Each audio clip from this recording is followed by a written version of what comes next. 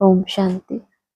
24/8/2025 revised अव्यक्त वाणी है 30/11/2006। Heading है ज्वालामुखी तपस्या द्वारा मैंपन की पूंछ को जलाकर बाप दादा समान बने, तब समाप्ति समीप आएगी। आज अखूट अविनाशी खजानों के मालिक बाप दादा अपने चारों ओर के संपन्न बच्चों के जमा का खाता देख रहे हैं। 3 प्रकार के खाते देख रहे हैं। एक है अपने पुरुषार्थ द्वारा श्रेष्ठ प्रालब्ध जमा का खाता, दूसरा है सदा संतुष्ट रहना और संतुष्ट करना, यह संतुष्टता द्वारा दुआओं का खाता, तीसरा है मनसा वाचा कर्मणा संबंध संपर्क द्वारा बेहद की निस्वार्थ सेवा द्वारा पुण्य का खाता। पहला कौन सा?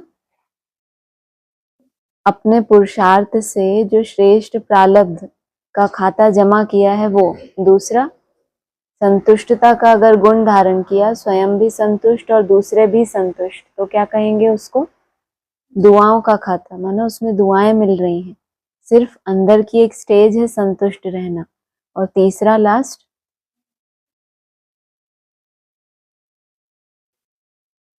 क्या? मनसा वाचा करना, निस्वार्थ और बेहद की सेवा के द्वारा पुण्य का खाता जमा करना। संतुष्टता तो मन की एक स्टेज है ना, उसमें प्रैक्टिकल तो कुछ सेवा नहीं हुई, तो कहेंगे पुण्य का खाता निस्वार्थ सेवा के द्वारा संबंध संपर्क में। आप सभी भी अपने इन 3 खातों को चेक करते ही हो। यह तीनों खाते जमा कितने हैं व नहीं है उसकी निशानी है। सदा सर्व प्रति स्वयं प्रति संतुष्टता स्वरूप, सर्व प्रति शुभ भावना शुभ कामना और सदा अपने को खुशनुमा और खुश नसीब स्थिति में अनुभव करना। अगर ये तीनों खाते जमा हैं तो उसकी निशानी बताई। स्वयं के प्रति भी दूसरों के प्रति भी क्या रहेंगे? सदा संतुष्ट, और फिर शुभ भावना शुभ कामना, और तीसरा खुशनुमा और खुश नसीब स्थिति में अनुभव करना। तो चेक करो, दोनों खाते की निशानियां स्वयं में अनुभव होती हैं। इन सर्व खजानों को जमा करने की चाबी है निमित्त भाव, निर्माण भाव और निस्वार्थ भाव।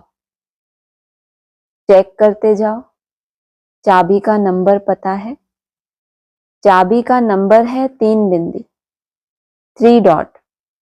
एक आत्मा बिंदी, दूसरा बाप बिंदी और तीसरा ड्रामा का फुल स्टॉप बिंदी। आप सभी के पास चाबी तो है ना? खजाने को खोलकर देखते रहते हो ना? इन सभी खजानों के वृद्धि की विधि है दृढ़ता। दृढ़ता होगी तो किसी भी कार्य में यह संकल्प नहीं चलेगा कि होगा या नहीं होगा। जड़ता की स्थिति है हुआ ही पड़ा है, बना ही पड़ा है, बनेगा, जमा होगा, नहीं होगा नहीं। करते तो हैं, होना तो चाहिए, तो भी नहीं। दृढ़ता वाला निश्चय बुद्धि निश्चिंत और निश्चित अनुभव करेगा। तो ये स्थिति पता कैसे चलेगी? दृढ़ता तो मन के अंदर की है, कैसे पता चले दृढ़ता है कि नहीं है? वाचा से कैसे बोल निकलेंगे? निश्चय बुद्धि के बोल, और होगा कि नहीं होगा, कर तो रहे हैं, पता नहीं, ये सब बोल निकलता है ना। तो इसको क्या कहेंगे? अभी दृढ़ता नहीं है। जब दृढ़ता होगी तो कैसे बोल निकलेंगे? निश्चय बुद्धि निश्चिंत और निश्चित अनुभव करेगा। बाप दादा ने पहले भी सुनाया है, अगर ज्यादा से ज्यादा सर्व खजाने का खाता जमा करना है तो मन मनाभव के मंत्र को यंत्र बना दो, जिससे सदा बाप के साथ और पास रहने का स्वतः अनुभव होगा। पास होना ही है। 3 रूप के पास हैं। एक है पास रहना, दूसरा है जो बीता सो पास हुआ, तीसरा है पास विद ऑनर होना। अगर तीनों पास हैं तो आप सबको राज्य अधिकारी बनने की फुल पास है। कौन कौन सी पास बताई? पहली पास रहना, दूसरा जो बीत गया वो फुल स्टॉप, वो पास्ट हो गया, और फिर तीसरा पास विद ऑनर बनना। तो फुल पास ले ली है या लेनी है? जिन्होंने फुल पास ले ली है वह हाथ उठाओ। लेनी नहीं है, ले ली है। पहली लाइन वाले नहीं उठाते, लेनी है आपको। सोचते हैं अभी संपूर्ण नहीं बने हैं इसीलिए, लेकिन निश्चय बुद्धि है ही या होना है? संपूर्ण होना अलग बात, लेकिन क्या पूछा? जानते हैं पहली लाइन वाले कि संपूर्ण नहीं बने हैं, लेकिन निश्चय होना कि ये होना ही है। अभी तो समय की पुकार, भक्तों की पुकार, अपने मन की आवाज क्या आ रही है? अभी अभी संपन्न और समान बनना ही है, या यह सोचते हैं बनेंगे, सोचेंगे, करेंगे? अब समय के अनुसार हर समय एवर रेडी का पाठ पक्का रहना ही है। जब मेरा बाबा कहा, प्यारा बाबा, मीठा बाबा मानते ही हैं, तो जो प्यारा होता है उसके समान बनना मुश्किल नहीं होता। बाप दादा ने देखा समय प्रति समय समान बनने में जो विघ्न पड़ता है, उसमें सबसे प्रसिद्ध शब्द है, सब जानते हैं, अनुभवी है, वह है मैंपन। इसीलिए बाप दादा ने पहले भी कहा है, जब भी मैं शब्द बोलते हो तो सिर्फ मैं नहीं बोलो। क्या स्मृति हो? मैं आत्मा।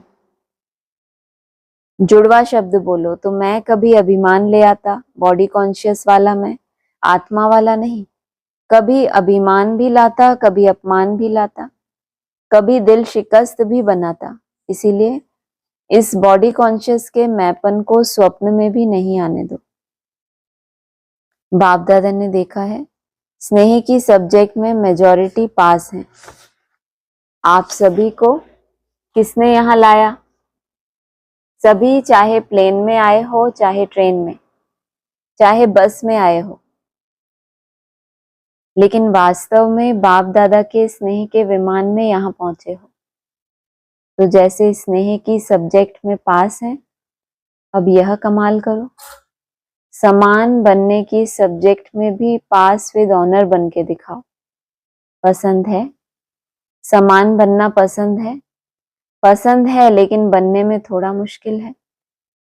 समान बन जाओ तो समाप्ति सामने आएगी, लेकिन कभी कभी जो दिल में प्रतिज्ञा करते हो बनना ही है, तो प्रतिज्ञा कमजोर हो जाती और परीक्षा मजबूत हो जाती है। प्रतिज्ञा कमजोर कब होती है? जब परीक्षा को क्या समझते हो, ये बहुत बड़ी परीक्षा आ गई, तो जो प्रतिज्ञा की थी वो कमजोर बन जाती है। चाहते सभी हैं, लेकिन चाहना एक होती है प्रैक्टिकल, दूसरा हो जाता है क्योंकि प्रतिज्ञा करते हो लेकिन दृढ़ता की कमी पड़ जाती है, समानता दूर हो जाती है, समस्या प्रबल हो जाती है। तो अब क्या करेंगे? बाप दादा को एक बात पर बहुत हंसी आ रही है। कौन सी बात? है महावीर, लेकिन जैसे शास्त्रों में हनुमान को महावीर भी कहा, लेकिन पूंछ भी दिखाया है। यह पूंछ दिखाया है मैंपन का। जब तक महावीर इस पूंछ को नहीं जलाएंगे, तो लंका अर्थात पुरानी दुनिया भी समाप्त नहीं होगी। तो अभी इस मैं की पूंछ को जलाओ, तब समाप्ति समीप आएगी। जलाने के लिए क्या चाहिए? जलाने के लिए क्या चाहिए? हाँ, ज्वालामुखी तपस्या, साधारण याद नहीं, ज्वालामुखी याद की आवश्यकता है। इसीलिए ज्वाला देवी की भी यादगार है, शक्तिशाली याद। तो सुना क्या करना है? अब यह मन में धुन लगी हुई हो, समान बनना ही है, समाप्ति को समीप लाना ही है। आप कहेंगे संगम युग तो बहुत अच्छा है ना, तो समाप्ति क्यों हो? कितना अच्छा है, बीच में लटकना ही ब्राह्मणों को अच्छा लगता है कि हम संगम पे ही रहें, इधर थोड़ी थोड़ी पुरानी दुनिया भी रहे और इधर नई दुनिया, बस हथेली पे ही रहे। माना हम प्रैक्टिकल में प्रवेश ना करें, उसके लिए तो फिर पुरानी दुनिया छोड़नी पड़ेगी। लेकिन आप बाप समान दयालु, कृपालु, रहमदिल आत्माएं हो, तो आज की दुखी आत्माएं, भक्त आत्माओं के ऊपर हे रहमदिल आत्माएं रहम करो, मर्सीफुल बनो। दुख बढ़ता जा रहा है, दुखियों पर रहम कर उन्हों को मुक्ति धाम में तो भेजो। सिर्फ वाणी की सेवा नहीं, लेकिन अभी आवश्यकता है मनसा और वाणी की सेवा क्या हो, साथ साथ हो। एक ही समय पर दोनों सेवा साथ हो। सिर्फ चांस मिले सेवा का यह नहीं सोचो। चलते फिरते अपने चेहरे और चलन द्वारा बाप का परिचय देते हुए चलो। आपका चेहरा बाप का परिचय दे, आपकी चलन बाप को प्रत्यक्ष करती चले, तो ऐसे सदा सेवाधारी भव। अच्छा, बाप दादा के सामने स्थूल में तो आप सभी बैठे हो, लेकिन सूक्ष्म स्वरूप से चारों ओर के बच्चे दिल में हैं, देख भी रहे हैं, सुन भी रहे हैं। देश विदेश के अनेक बच्चों ने ईमेल द्वारा, पत्रों द्वारा, संदेशों द्वारा याद प्यार भेजी है। सभी की नाम सहित बाप दादा को याद मिली है, और बाप दादा दिल ही दिल में सभी बच्चों को सामने देख गीत गा रहे हैं। वाह बच्चे वाह। हर एक को इस समय इमर्ज रूप में याद रहती है। सब संदेशी को अलग अलग कहते हैं, फलाने ने याद भेजी है, फलाने ने याद भेजी है। बाप कहते हैं, बाप के पास तो जब संकल्प करते हो, साधन द्वारा पीछे मिलती है, लेकिन स्नेह का संकल्प साधन से पहले पहुंच जाता है। ठीक है ना? कईयों की याद मिली है ना? अच्छा, पहले हाथ उठाओ जो पहली बारी आए हैं। यह सेवा में भी पहली बार आए हैं।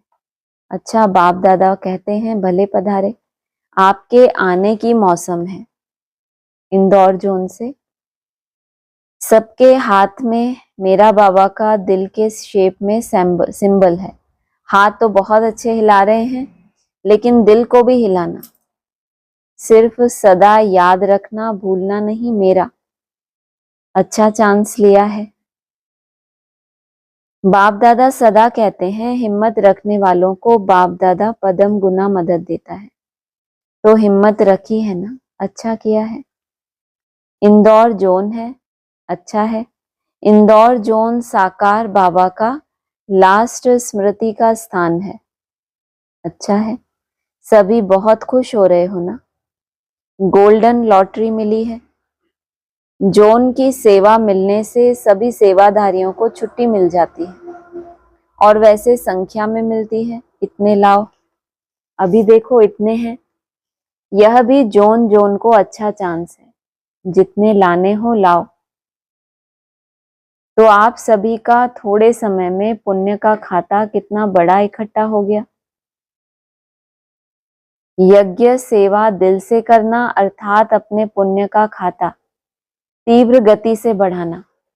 यज्ञ सेवा तो करना, लेकिन यज्ञ सेवा हमको दिल से करना, अर्थात अपने पुण्य का खाता तीव्र गति से बढ़ाना। क्योंकि संकल्प, समय और शरीर तीनों को सफल किया। माना सेवा करते करते संकल्प चले कि ये कब पूरी हो, ये मुझे क्यों मिल गई, ये ऐसा क्यों हो गया। तो संकल्प कहाँ जा रहा है और शरीर कहाँ लगा हुआ है। समय भी लगा रहे हैं, शरीर भी सेवा कर रहा है, लेकिन संकल्प क्या चल रहा है, मुझे वो मिला होता तो अच्छा, ये इससे संतुष्ट नहीं है।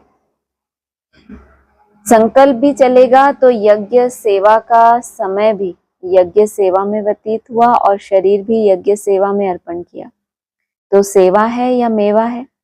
प्रत्यक्ष फल। यज्ञ सेवा करते किसी के पास कोई व्यर्थ संकल्प आया? आया किसी के पास? अगर नहीं आया तो इसको क्या कहेंगे? दिल से सेवा करने का प्रत्यक्ष फल है क्या, कि सेवा करते समय कोई भी व्यर्थ संकल्प नहीं आया, खुश रहे और खुशी बांटी। तो यह जो यहाँ गोल्डन अनुभव किया, इस अनुभव को वहां भी इमर्ज कर बढ़ाते रहना। कभी भी कोई माया का संकल्प भी आए तो मन के विमान से शांतिवन में पहुंच जाना। मन का विमान तो है ना, सभी के पास मन का विमान है। बाप दादा ने हर ब्राह्मण को जन्म की सौगात श्रेष्ठ मन का विमान दे दिया। इस विमान में ज्यादा मेहनत नहीं करनी पड़ती। स्टार्ट करना है तो क्या बोलो, मेरा बाबा, और बस स्टार्ट हो गया। चलाना आता है ना विमान। तो जब भी कुछ हो मधुबन में पहुंच जाओ। भक्ति मार्ग में 4 धाम करने वाले अपने को बहुत भाग्यवान समझते हैं। तो मधुबन में भी 4 धाम हैं, तो 4 धाम किए। पांडव भवन में देखो 4 धाम है। जो भी आते हो पांडव भवन तो जाते हो ना। एक शांति स्तंभ महाधाम, दूसरा बाप दादा का कमरा, यह स्नेह का धाम, तीसरा झोपड़ी, यह स्नेह मिलन का धाम, और चौथा हिस्ट्री हॉल। तो आप सभी ने 4 धाम किए, तो महान भाग्यवान तो हो ही गए। अभी किसी भी धाम को याद कर लेना। कब उदास हो जाओ तो झोपड़ी में रूह रेहान करने आ जाना। शक्तिशाली बनने की आवश्यकता हो तो शांति स्तंभ में पहुंच जाना। वेस्ट थॉट्स बहुत तेज हो, बहुत फास्ट हो तो हिस्ट्री हॉल में पहुंच जाना। समान बनने का दृढ़ संकल्प उत्पन्न हो तो बाप दादा के कमरे में आ जाना। अच्छा है, सभी ने गोल्डन चांस लिया है, लेकिन वहां रहते भी सदा गोल्डन चांस लेते रहना। अच्छा, हिम्मतवान अच्छे हैं। कैट ग्रुप अच्छा किया है, आपस में मीटिंग भी की है, और प्रेसिडेंट जो हैं उसकी भी इच्छा है यह कार्य होना चाहिए। तो जैसे उसकी भी इच्छा है उसको भी साथ मिलाते हुए आगे बढ़ते रहो। और साथ साथ जो ब्राह्मणों की मीटिंग है उसमें भी अपने प्रोग्राम का समाचार सुना करके राय ले लेना। और सर्व ब्राह्मणों की राय से और शक्ति भर जाती है। बाकी कार्य अच्छा है, करते चलो, फैलाते चलो, भारत की विशेषता प्रकट करते चलो। मेहनत अच्छी कर रहे हैं, प्रोग्राम भी अच्छा किया है, और दिल वालों ने अपनी बड़ी दिल दिखाई, उसकी मुबारक हो। डबल विदेशी भाई बहन अच्छा है, हर टर्न में डबल विदेशियों का आना इस संगठन को 4 चांद लगा देता है। डबल विदेशियों को देखकर सभी को उमंग भी आता है। सब डबल विदेशी डबल उमंग उत्साह से आगे उड़ रहे हैं। चल नहीं रहे हैं, उड़ रहे हैं। ऐसे हैं, उड़ने वाले हो या चलने वाले हो। जो सदा उड़ता रहता है, चलता नहीं, वह हाथ उठाओ। अच्छा, वैसे भी देखो विमान में उड़ते ही आना पड़ता है, तो उड़ने का तो आपको अभ्यास है ही। वह शरीर से उड़ने का, यह मन से उड़ने का। हिम्मत भी अच्छी रखी। बाप दादा ने देखो कहाँ कोने कोने से अपने बच्चों को ढूंढ लिया ना। बहुत अच्छा है। कहलाने में डबल विदेशी हैं, वैसे तो ओरिजिनल कहाँ के हैं, भारत के हैं। और राज्य भी कहाँ करना है, भारत में करना है ना। लेकिन सेवा अर्थ 5 ही खंडों में पहुंच गए हो, और 5 ही खंडों में भिन्न भिन्न स्थान में सेवा भी अच्छी उमंग उत्साह से कर रहे हो। विघ्न विनाशक हो ना। कोई भी विघ्न आए घबराने वाले तो नहीं हो ना। यह क्यों हो रहा है यह क्या हो रहा है, नहीं, जो होता है उसमें हमारी और हिम्मत बढ़ाने का साधन है, घबराने का नहीं, उमंग उत्साह बढ़ाने का साधन है। तो ऐसे पक्के हो ना, पक्के हो या थोड़ा थोड़ा कच्चे नहीं। कच्चा शब्द अच्छा नहीं लगता। पक्के हैं, पक्के रहेंगे, और पक्के होके साथ चलेंगे। अच्छा, दादी जान की ऑस्ट्रेलिया का चक्कर लगाकर आई है, उन्होंने बहुत याद दी है। बाप दादा के पास ईमेल में भी संदेश आए हैं, और बाप दादा देखते हैं कि आजकल बड़े प्रोग्राम भी ऐसे हो गए हैं जैसे हुए ही पड़े हैं। सभी सीख गए हैं।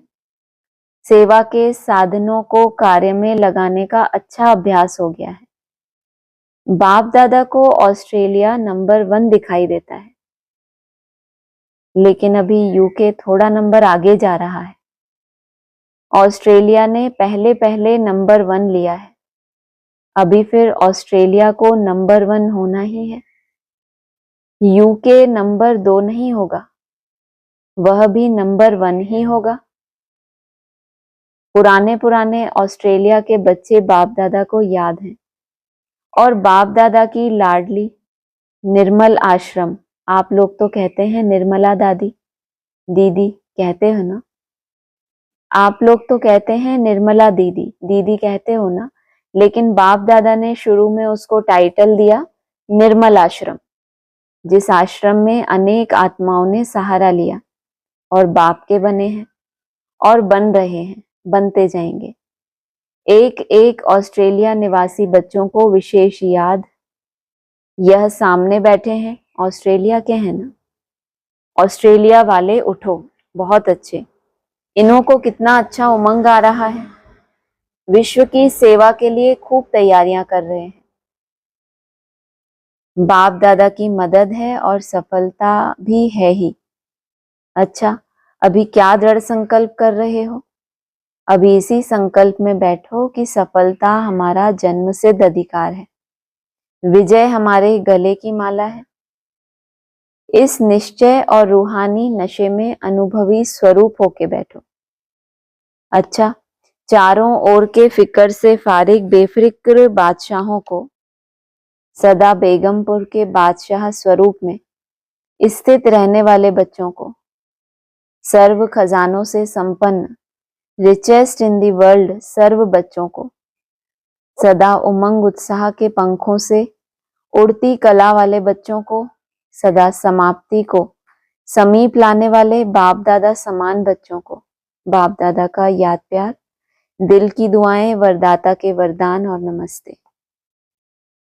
वरदान है स्वयं की सर्व कमजोरियों को दान की विधि से समाप्त करने वाले दाता विधाता भव। भक्ति में यह नियम होता है, जब कोई वस्तु की कमी होती है तो कहते हैं दान करो, दान करने से देना लेना हो जाता है। तो किसी भी कमजोरी को समाप्त करने के लिए दाता और विधाता बनो। किस बात के दाता बनेंगे? हमारे अंदर तो कमजोरी है, तो दें कैसे? कुछ ना कुछ तो विशेषता है, हर एक के अंदर कोई ना कोई तो विशेषता होती है, तो उसका क्या करेंगे? उसको बढ़ाते जाएंगे, उसका दान देते जाएंगे। जो कमजोरी है उसकी चेकिंग करेंगे, लेकिन जो है उसके लिए दाता बनते जाएंगे, तो देना ही क्या हो जाएगा? लेना हो जाएगा। यदि आप औरों को बाप का खजाना देने के निमित्त सहारा बनेंगे तो कमजोरियों का किनारा स्वतः हो जाएगा। अपने दाता विधातापन के शक्तिशाली संस्कार को इमर्ज करो तो कमजोर संस्कार स्वतः समाप्त हो जाएगा। स्लोगन है, अपने श्रेष्ठ भाग्य के गुण गाते रहो, कमजोरियों के नहीं। कमजोरी को मिटाने का साधन ही ये बताया। इमर्ज क्या रहे? जो मेरे पास विशेषता है, जो शक्तिशाली क्या बताया, संस्कार है, और जो प्रारब्ध जमा हुई है, उसका अगर नशा रहेगा तो कमजोरियों का क्या हो जाएगा? पहले तो मन बुद्धि से किनारा होगा, जब हम उससे प्रभावित नहीं होंगे। तो श्रेष्ठ भाग्य के गुण गाते रहो, कमजोरियों के नहीं। अव्यक्त इशारे हैं, जिससे प्यार होता है, उसको जो अच्छा लगता है वही किया जाता है। तो बाप को बच्चों का अपसेट होना अच्छा नहीं लगता, इसलिए कभी भी यह नहीं कहो कि क्या करें, बात ही ऐसी थी इसीलिए हम क्या हो गए, अपसेट हो गए। अगर बात अपसेट की आती भी है तो आप अपसेट स्थिति में नहीं आओ। मना एक बार अपसेट हुए और कुछ ही सेकंड में वापस, लेकिन उस स्थिति में ही चलते रहे, वही आपकी स्थिति बन गई घंटों के लिए, मिनटों के लिए, दिनों के लिए, तो कहेंगे आप उस स्थिति में चले गए। दिल से बाबा कहो और उसी प्यार में समा जाओ। अच्छा, ओम शांति।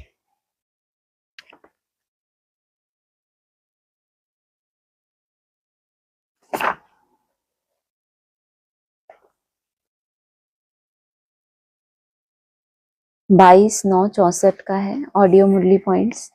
शिव बाबा की याद में बनाएगी, पीछे उनमें बड़ी ताकत आ जाएगी।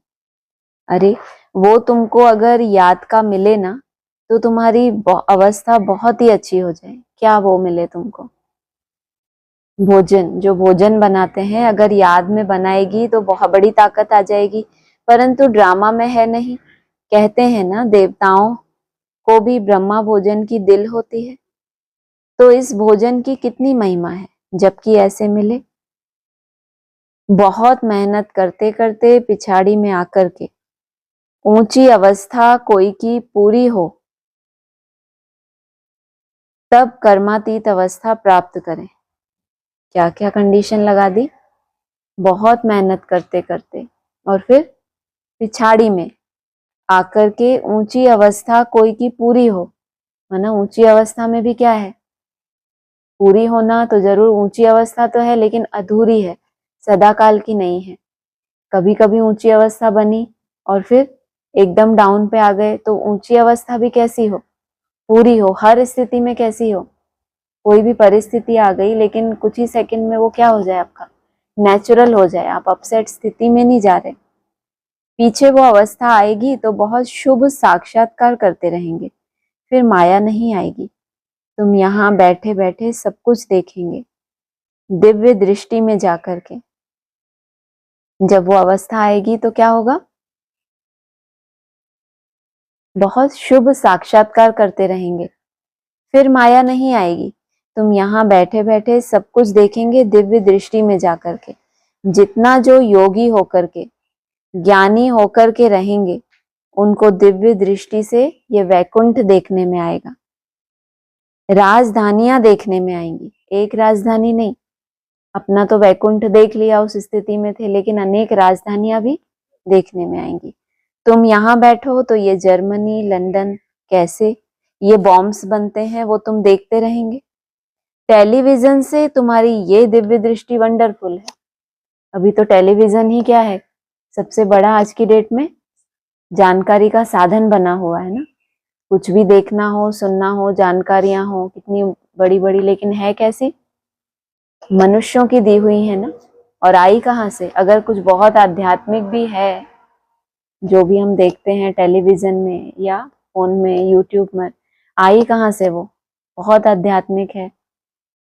कहाँ से आई वो, मनुष्यों से तो आई। मनुष्यों के पास कहाँ से आई, शास्त्रों से आई। शास्त्र किसने लिखे, बाबा के बच्चों ने यहाँ जो संस्कार धारण किए, तो सतोप्रधान शास्त्र किसने लिखे, हाँ मतलब बाबा के बच्चों ने ही लिखे। तो ये शास्त्र क्या हो गए, आपकी रचना हो गए ना। और वो जो शास्त्रों को पढ़ के नई नई जानकारियां डालते हैं, वो क्या हो गए, आपकी रचना की भी क्या हो गए वो। बाबा अव्यक्तवाणी में कभी कभी कहते हैं ना कि ये क्या है, आपकी रचना की भी रचना है, एकदम पिछाड़ी वाली। तो हम कितना प्रभावित होते हैं। विदेशियों ने भी कहाँ से उठाया, आध्यात्मिकता का देश किसको कहा जाता है, भारत को ही ना।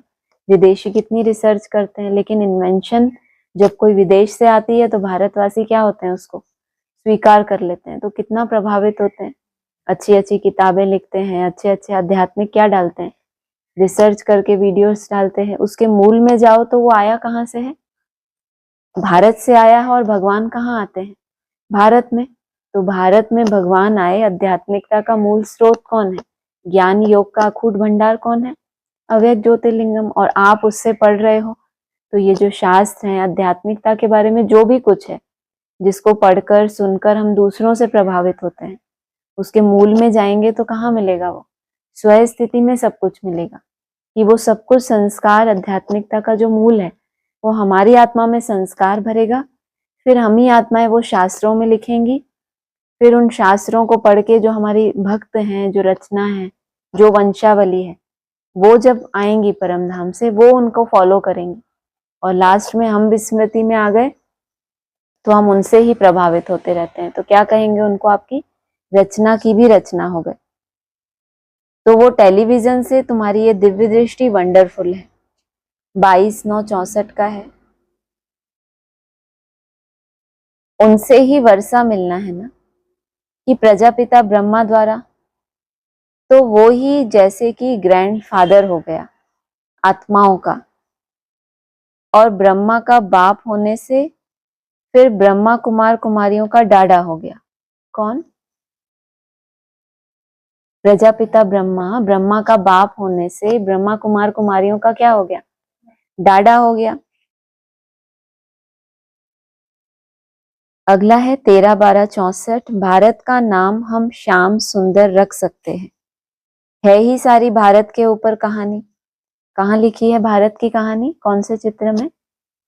सीढ़ी के चित्र में। भारत के उत्थान और पतन के 84 जन्मों की कहानी। तो भारत को क्या नाम दिया? श्याम सुंदर। दूसरा क्या बोला है? रामायण की सारी कहानी कहाँ है? भारत के ही ऊपर है। तो ये दो रूप कौन से हो गए? भारत के रूप हो गए। अगला है इसी मुरली का, चंद्रवंशियों को राज्य भाग्य सूर्यवंशियों से मिला। सूर्यवंशियों को कहां से मिला? तो जरूर रचयिता से मिला होगा। 13/12/64 का ही है। बाबा समझते हैं कि इनको अगर छुट्टी होती तो पता नहीं खा खाकर अपने शरीर को क्या कर देता। अच्छा है जो इनको ये हुआ है, थोड़ा शरीर को साफ तो रखते हैं ना। शरीर सोचो गंद आता कहाँ से है। बाबा समझते हैं इनको छुट्टी होती तो खा खा कर अपने शरीर को क्या कर देते। माना खाना मतलब क्या? शरीर को क्या करना? गंदगी डालना उसके अंदर। हम सफाई की कितनी चिंता करते हैं, वो भी खा खा कर। आज की दुनिया में किसी को कोई बीमारी हो तो भी क्या कहते हैं? ये खाने से अच्छा हो जाएगा, ये खाने से अच्छा हो जाएगा। बाबा क्या कह रहे हैं? खाने से शरीर गंदा होता है या साफ होता है? साफ तो वो खुद को खुद ही करता है। जब आप खाना छोड़ते हो तो क्या होती है उसमें? जब आप उसको ना खाकर समय देते हो तो वो अपनी सफाई करना शुरू करता है। हम क्या सोचते हैं? ये खाएंगे तो ये पेट साफ होगा, ये खाएंगे तो ये कफ निकलेगा, ये खाएंगे। वरना हर चीज खाने से ही होगी। और बाबा क्या कह रहे हैं? अगर छुट्टी दे तो खा खा के क्या कर लें। अच्छा है जो इनको ये हुआ है, थोड़ा शरीर को साफ तो रखते हैं। माना जो गंदगी डालना, एक तो हो गई दवाई डालना, वो हो गया फिर भी एक ट्रीटमेंट की रीति से। लेकिन अगर इसको साफ रखना है तो क्या रखना है इसको? इसकी खाऊं खाऊं बंद हो जाए तो क्या हो जाए? शरीर आपे ही खुद को साफ रखते हैं। गरम मिर्ची मसाला सब खा जाऊं तो बोलेगा हम ऐसे शरीर में सब खाते रहते हो तो अच्छा किया है। मना बाबा को फील हुआ कि ऐसे शरीर में मेरे को रहना पड़ता है जो गरम मसाले मिर्ची मसाले खाए, तो अच्छा किया है। जो भी है ये शुगर की खिटखिट। भाई जिस शरीर में बाबा ने लोन लिया है उनको तो बहुत अच्छा रखना चाहिए ना। अगला है 23/6/64 का, अगर नॉलेज फुल भी कोई है तो उनसे भी ये बच्चियां अगर याद में रहें, सिर्फ भल नॉलेज ना भी हो उन्होंने इतनी, तो भी नॉलेज ना भी हो उन्होंने में इतनी बड़ी और उसमें रेस इनकी तीखी हो। किस बात में? नॉलेज बिल्कुल नहीं है, जो गहरी गहरी नॉलेज है कुछ भी नहीं है, सिर्फ अगर याद में तीखी चली जाए। भले कोई योग में भी अच्छे रहते, याद में किसको नॉलेज भी अच्छी है, परंतु नहीं, उनसे भी अगर कोई याद की दौड़ी पहने अच्छी तरह से, क्योंकि माया विघन डालती है याद में। तो जो सब्जेक्ट जितनी मुश्किल होती है उसमें मार्क्स भी क्या होता है? उसी में कोई मेहनत करे तो मार्क्स भी एक्स्ट्रा मिलते हैं। तो बच्ची बहुत ऊंच जा सकती है, इसीलिए याद का चार्ट रखना। तो अगर कोई याद का चार्ट रखते रहे, कर्म योगी तो हो, तो वो बच्चे बहुत ऊंच पद पा सकते हैं। अगला है इसी मुरली का, राधे को कोई जगदम्बा भी नहीं कह सकते, सरस्वती को जगदम्बा भी कहते हैं। फर्क है। गीता, भागवत, महाभारत और रामायण सब चैतन्य है या जड़ है? चाहे गीता हो, चाहे भागवत हो, फिर महाभारत, भारत के दोनों रूपों के संस्कार मिले तो महाभारत, और रामायण माना ये तो महाभारत हो गए भारत के दो रूप, और रामचंद्र एक 14 कला दिखाते हैं, फिर दूसरा बोला है जो अंतिम राम है उसकी सीता चुराई जाती है। तो राम के भी कितने रूप हो गए? एक तो त्रेता युग के आदि में और एक त्रेता युग के लास्ट में आता है, तो रामायण। फर्क हो गया ना। 26/7/64। खीर से घी मिलता है ना। यहाँ खीर बाबा जब भी बोले तो दूध समझना है। सिंधी भाषा में खीर को दूध कहते हैं। तो खीर से घी मिलता है ना, तो इसलिए कहा जाता है घी की नदियां। तो घी की नदियों से पहले क्षीर सागर चाहिए। रक्त की नदियों के बाद घी की नदियां बहती हैं। और घी के लिए क्या चाहिए? दूध जरूर चाहिए, क्योंकि दूध दूध होगा उसके बाद ही क्या होगा? घी। क्या बताया बाबा ने? हाँ, मक्खन से तो निकलता है, लेकिन घी क्या होता है? एकदम शुद्ध याद, जिसमें कोई मिक्सचैरिटी ना हो। तो वो घी के दीपक जले, माना आत्मा रूपी दीपक जल तो रहा है, लेकिन उसमें याद कैसी हो? तेल से नहीं जल रहा कि मिक्स याद है तो भी चलो दीपक जल रहा है, थोड़ा घी थोड़ा तेल, ऐसा करते हैं ना। लेकिन घी से भी पहले क्या चाहिए? ज्ञान जल नहीं चाहिए। दूध का सागर, माना ज्ञान का रूप कैसा हो? दूध, जिसका हम मंथन करें तो कुछ सार निकले, तो वो चाहिए पहले। घी के लिए खीर जरूर चाहिए, नहीं तो घी कहाँ से आएगा? इसीलिए खीर सागर चाहिए, तब घी की नदियां बहें। तो देखो महिमा कितनी बड़ी है। 26/10/64। सीता और राम त्रेता में 2 कला कम, उनको ये निशानी देते हैं ना क्षत्रिय बने की। जो जीतते हैं वो जाते हैं देवता वर्ण में, और जो यहाँ हारेंगे माया से या नापास होंगे 33 मार्क्स से नीचे, तो उनको फिर क्षत्रिय कहा जाता है। तो त्रेता में सीताराम डायनेस्टी में चला जाएगा, इसीलिए उनको ये बाण है। पढ़ाई है ना, मार्क्स हैं पूरी 100 मार्क्स, और 100 पूरी तो होती नहीं, 99, 98, 97। तो सूर्यवंशी नंबर 1 जो गद्दी पर बैठेंगे, अभी सीताराम उनके लिए बताया, वो मार्क्स कमती यानी 33 मार्क्स से नीचे आ जाते हैं, तो फिर उनको पीछे पद मिलता है। सूर्यवंशियों का राज्य पूरा हो तब फिर चंद्रवंशी वाले का शुरू हो, तो सूर्यवंशी भी चंद्रवंशी बन जाते हैं। अगला है 26/10/64 का। भला तुम मुझे सिर्फ याद करते रहो, जब तलक इसका शरीर है तब तलक याद करो, तो तुमको मैं स्वर्ग की बादशाही जरूर दूंगा। अगला है तुमको स्वर्ग का वर्षा देकर मैं अपने निर्वाण धाम में बैठ जाऊंगा।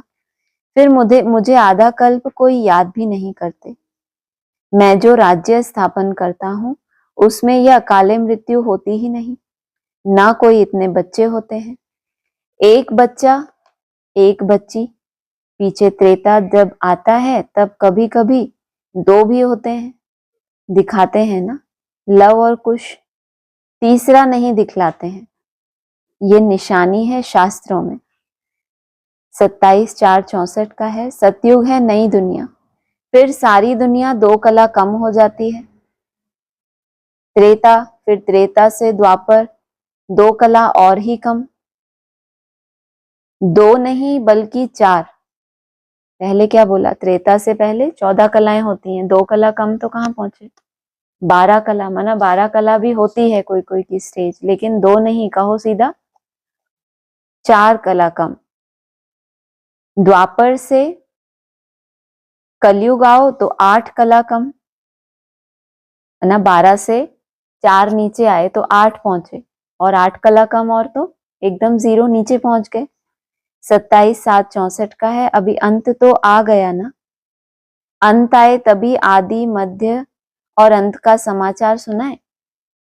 बाबा से कहते हैं ना, बाबा ये बात नहीं बता रहे अभी, आगे बाबा कहते थे आगे चल के बताएंगे, अभी कैसे बताएंगे। लेकिन बोला क्या? अभी अंत तो आ गया ना, अंत आए तभी आदि मध्य और अंत का समाचार सुनाए, और सुनाते सुनाते तुम जानते हो इस सृष्टि का अंत हो जाता है। बता, हम सोचते हैं सुनाना बंद हो, हम कर्म, सुनाते सुनाते ही क्या होगा? सृष्टि का अंत हो जाएगा। अंत तो होना ही है, क्योंकि आते ही अंत में है, अंत को आदि बनाने। कितना सुंदर। आए ही कब है? प्रैक्टिकल में अंत में आते हैं, किस लिए? कि अभी अंत से क्या हो? आदि हो। मध्य में तो तुम क्या करते रहते हो? ज्ञान को ही समझते रहते हो। संगम युग पूरा ही बीत जाता है किस बात में? समझ आने के लिए। 27/7/64 का है। हर हर गाते किसको हैं? भगवान को ही गाते होंगे, परंतु भगवान का पता ना होने के कारण नेक्स्ट टू भगवान, क्योंकि ब्रह्मा विष्णु शंकर देव देव महादेव ऊपर वाले को भूलकर कहते हैं हर हर महादेव। महादेव तो शंकर को कहा जाता है ना, क्योंकि बाप ने समझाया है ब्रह्मा और विष्णु वो तो पार्ट में आते हैं, स्थूल में वो सूक्ष्म में ही रहते हैं, स्थूल में नहीं आते। कौन? देवदेव महादेव। पार्ट कैसा है? सूक्ष्म, माना जिसको कोई ना जान पाए, प्रैक्टिकल में ना देख पाए, बहुत ही गुप्त हो तो क्या कहेंगे, जैसे कि स्थूल में नहीं आए लेकिन सूक्ष्म ही है। स्थूल में नहीं आते तो फिर भी नाम उनका बड़ा ले जाते हैं। नाम कितना बड़ा हुआ, भले स्थूल कर्तव्य नहीं किया लेकिन सूक्ष्म तो है, उस आधार से नाम बड़ा हो गया। ओम शांति। हाँ जी, बोलिए, किसी को ऑनलाइन बोलना है?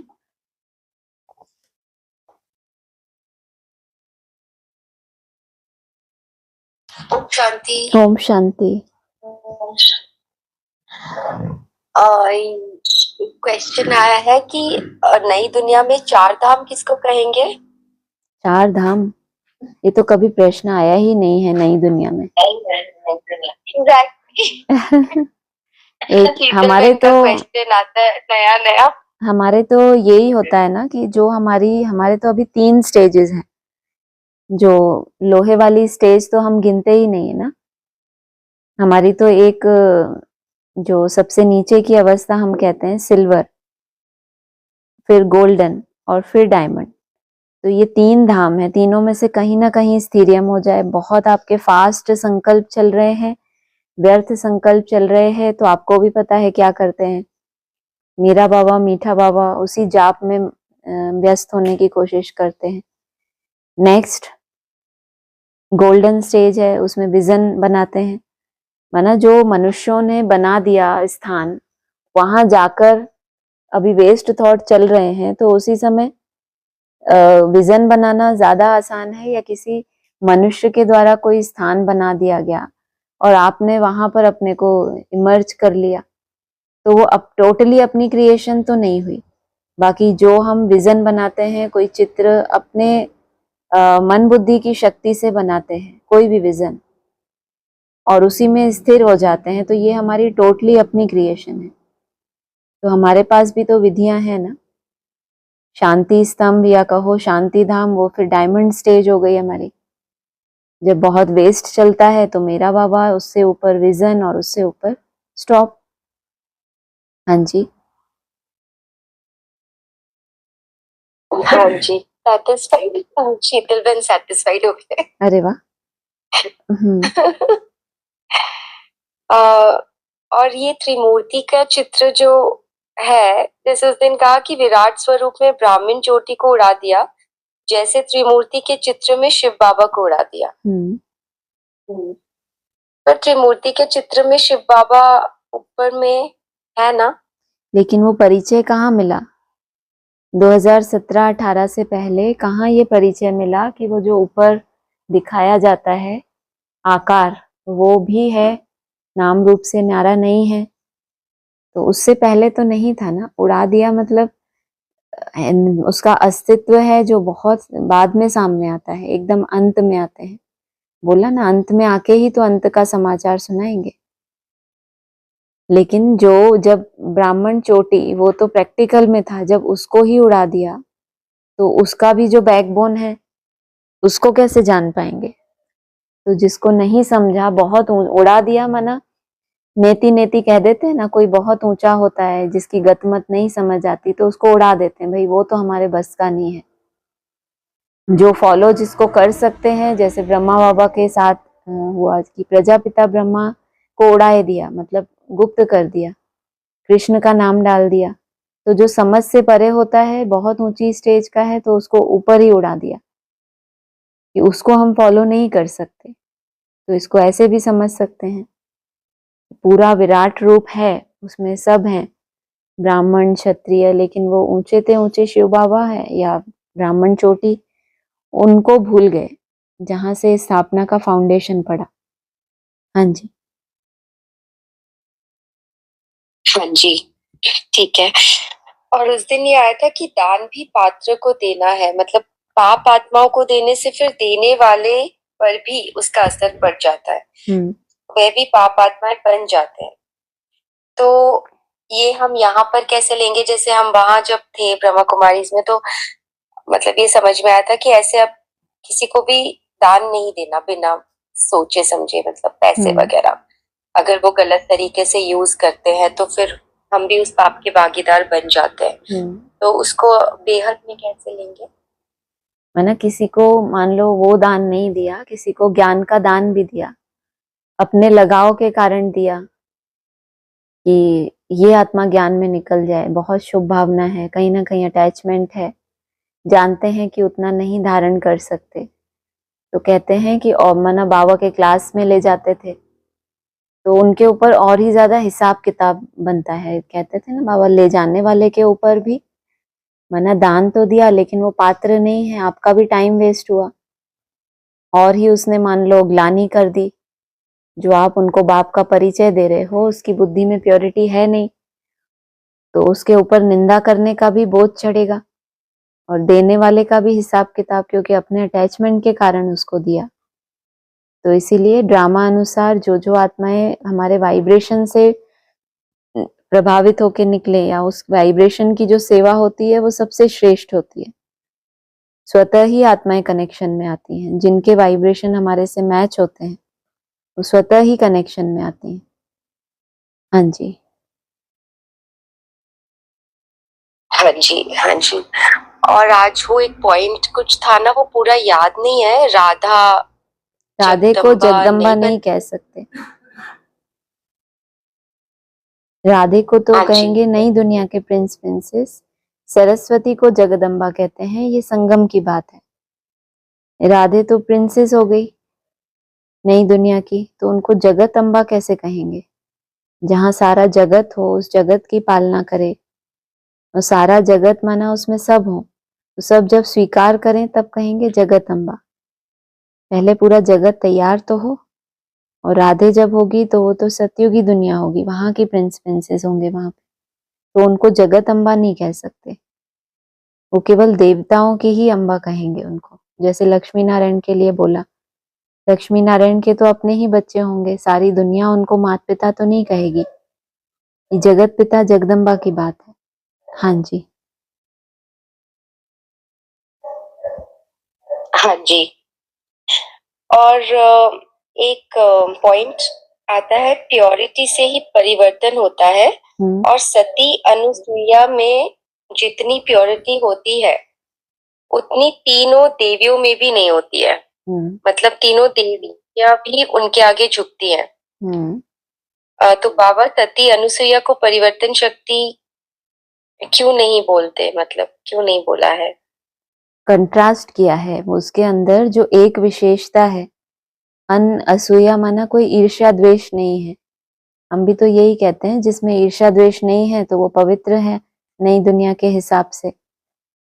तो ये कहा कि उसकी उस एक विशेषता के लिए, बाकी ये भी तो बाबा कहते हैं कि पूजन प्योरिटी का होता है, तो जितनी पूजा तीन देवियों की होती है उतनी अनुसुईया की तो नहीं होती। एक ही मंदिर है, जैसे ब्रह्मा का एक ही मंदिर है, ऐसे कहीं पर बताया है बाबा ने, एक ही मंदिर है अनुसुईया का। तो एक उस गुण विशेष में उस आत्मा को बाबा ने आगे रखा है कि उस गुण में, वो जो गुण उसमें विशेष है, बाकी ये नहीं कहा कि बाकी सब में या हर चीज में नंबर वन। उस एक गुण विशेष के आधार से बाबा ने उस आत्मा को आगे रखा है, माना महिमा की है। तो ये तो संभव है, जैसे कोई विघ्न विनाशक का टाइटल मिला तो बाकी तीन देवताओं से उसकी तुलना थोड़ी कर सकते हैं। सबसे पहले पूजा भी होती है, लेकिन ऊंचा उतना तो नहीं है, वो तो उसको आगे रखा गया कि उसमें वो गुण विशेष है। तो ऐसे ही जिसमें जो गुण विशेष होता है उस हिसाब से बाबा ने महिमा की है, और ये क्लैरिफिकेशन का पॉइंट है। उस समय के हिसाब से उस आत्मा को बाबा ने आगे बढ़ाया है।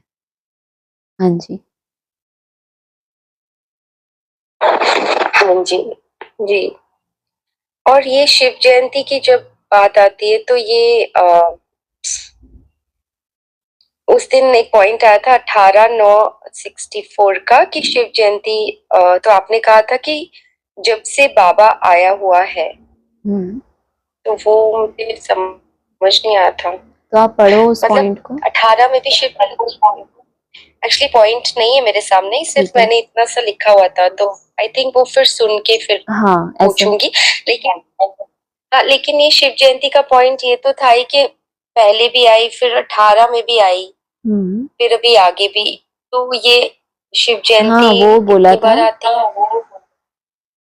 कि ये अनाउंसमेंट हुई थी जैसे 76 में, फिर वो तो बाबा ने क्लियर किया बाद में कि वो तो राम बाप की जयंती हुई थी, शिव बाप की नहीं। 18 में कहेंगे मन बुद्धि में, एक की मन बुद्धि में शिव की जयंती हो गई, और 24 में कहेंगे बहुतों की बुद्धि में आ गया अव्यक्त ज्योतिर्लिंगम का परिचय। उस हिसाब से 76 में हुई थी राम बाप की जयंती। ये बात बाबा ने बाद में क्लियर की है कि 18 में होगी शिव जयंती, लेकिन वो शिव जयंती हुई एक की मन बुद्धि में। और फिर 24 के लिए कहेंगे जो सूर्यवंशी परिवार है उनके लिए भी कहेंगे शिव जयंती। तो शिव जयंती का रूप बड़ा होता जाता है। हाँ जी। अच्छा अच्छा, ओके। और ऐसी एक हंसी वाली बात, हाँ जी। मतलब उस दिन आपने कहा था ना, राम और कृष्ण, राम की है बंदर सेना हाँ। और कृष्ण की है गाय गौ गौओं की, तो क्या उनको ऑप्शन मिले थे क्या? अच्छा, वो हंसी की बात उस दिन की।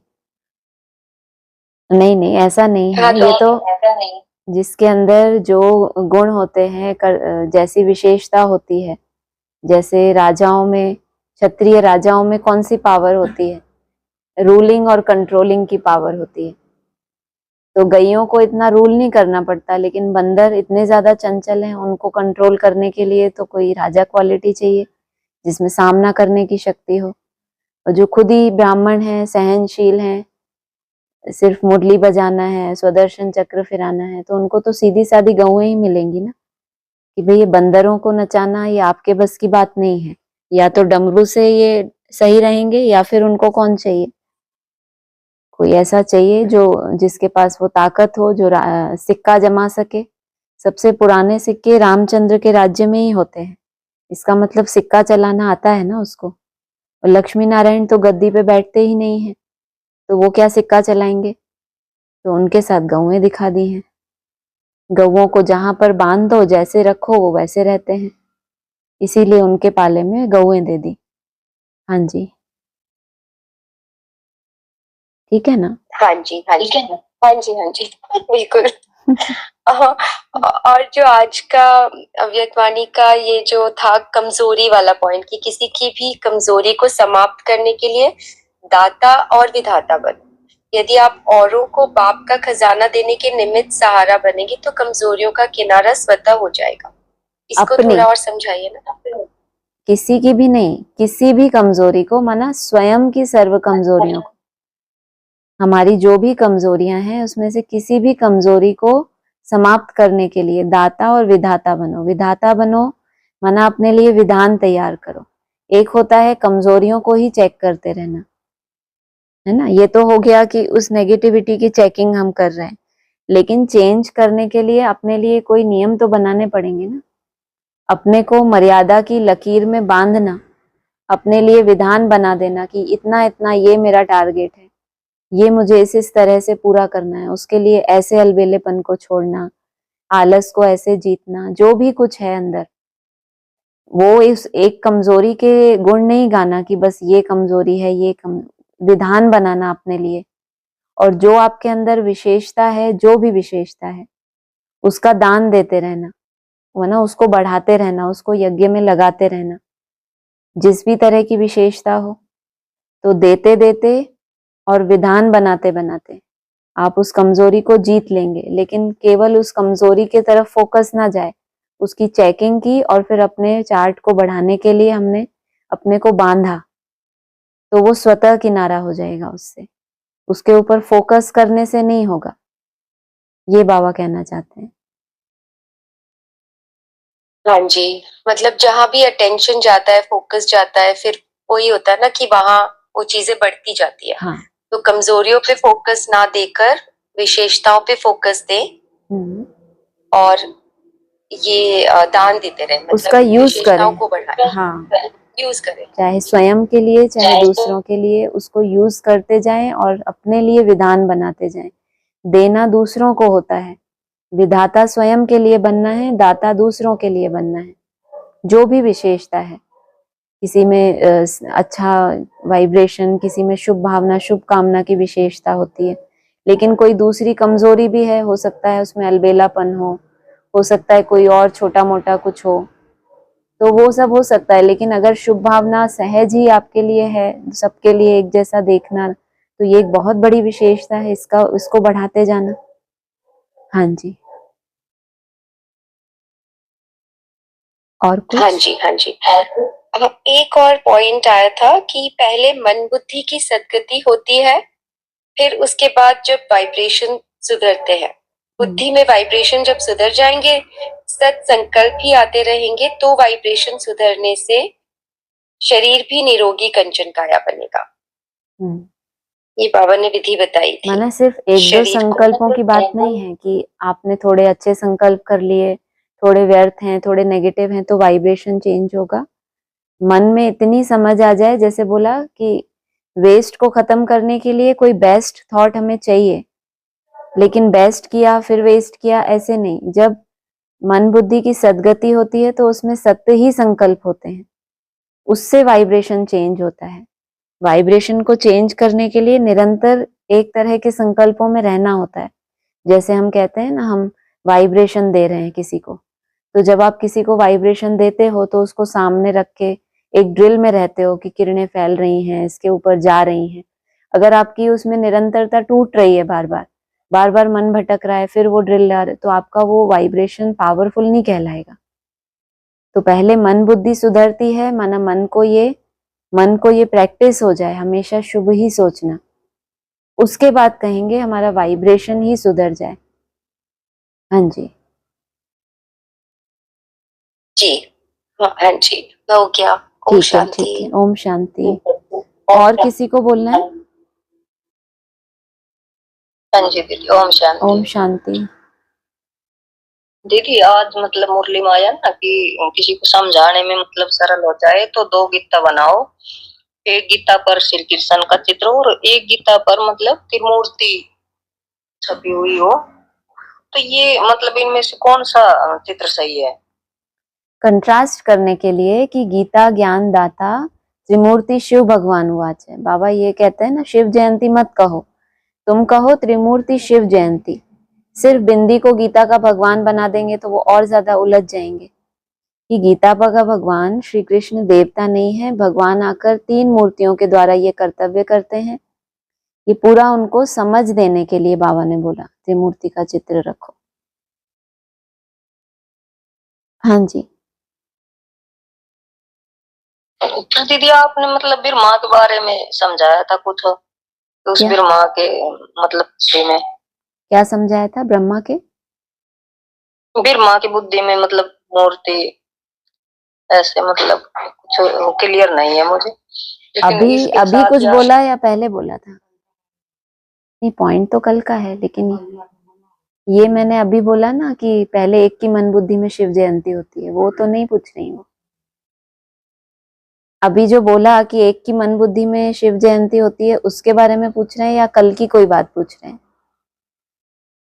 नहीं दीदी, आज ही आया है ये पॉइंट। आज तो अव्यक्त वाणी चली है ना। हाँ जी, तो इसमें था ये दो गीता मतलब बनाओ जो समझाने में। अच्छा, नहीं पता, मैं पहले इससे पहले सुन रही हूँ। ये आपने कल सुना होगा। हाँ जी, हाँ जी, हाँ जी।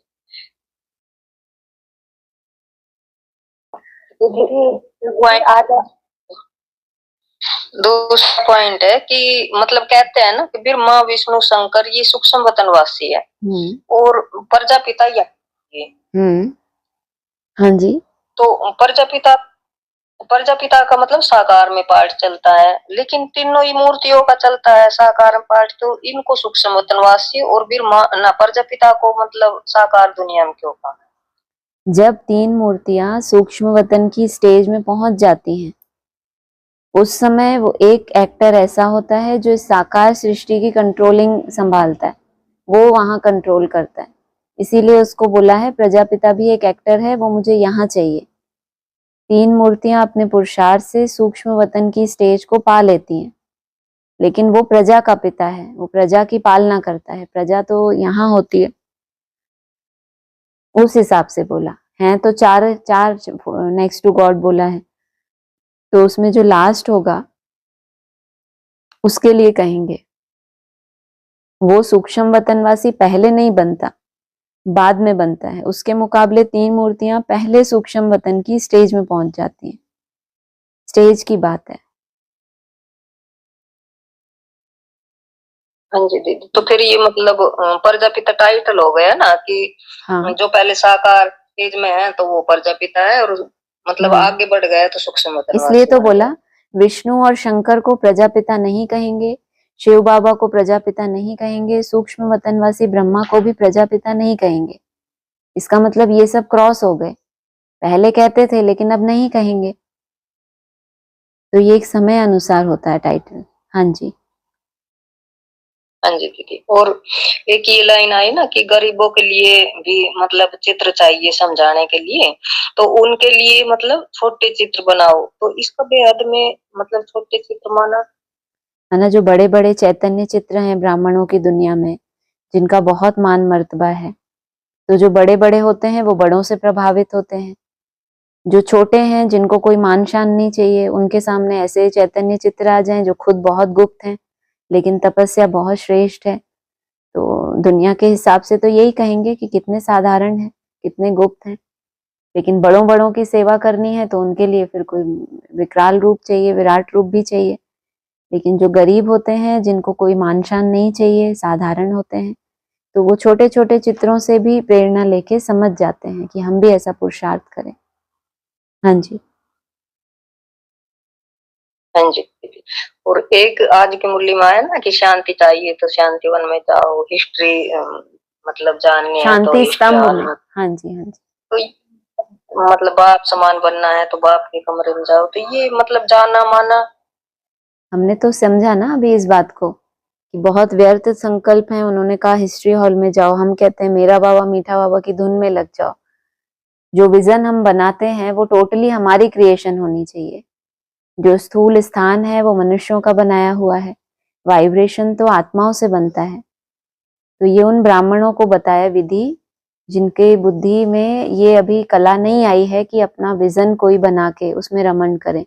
उनको कोई स्थूल जगह चाहिए, जैसे भक्तों को मंदिर चाहिए, तब उनका कुछ ना कुछ भक्ति में मन लगता है। ऐसे कहीं भी बैठ के वो मंदिर को इमर्ज कर लें या ऐसे ही अपने तरह से भगवान के साथ कनेक्शन जोड़ लें, उनको नहीं वो कला आती, तो उनको वो स्थान भी चाहिए, तो वो मन में भी वो मूर्ति को ही याद करते हैं। तो ये तो अपनी अपनी बुद्धि की कला है। हमको बाबा ने मन बुद्धि से विजन बनाने की कला सिखाई है। अभी अभी उड़ के परम धाम में चले जाओ, लेकिन जिनकी इतनी सूक्ष्म बुद्धि नहीं है तो कम से कम वो स्थान के साथ तो जुड़े। स्थान को इमर्ज करना तो बहुत सहज होता है, जो जड़ स्थान है। बाकी सूक्ष्म चीज को, अब प्रकाश का आप कुछ इमर्ज करो कि प्रकाश का बगीचा है तो उसमें मेहनत लगेगी। कोई देखा हुआ आपका गार्डन है वो 1 मिनट में सामने आ जाएगा। तो इसलिए सहज करने के लिए बाबा ने विधि बताई है। हाँ जी, हाँ जी दीदी हुआ। ओके। ठीक है। ओम शांति। और किसी को बोलना है?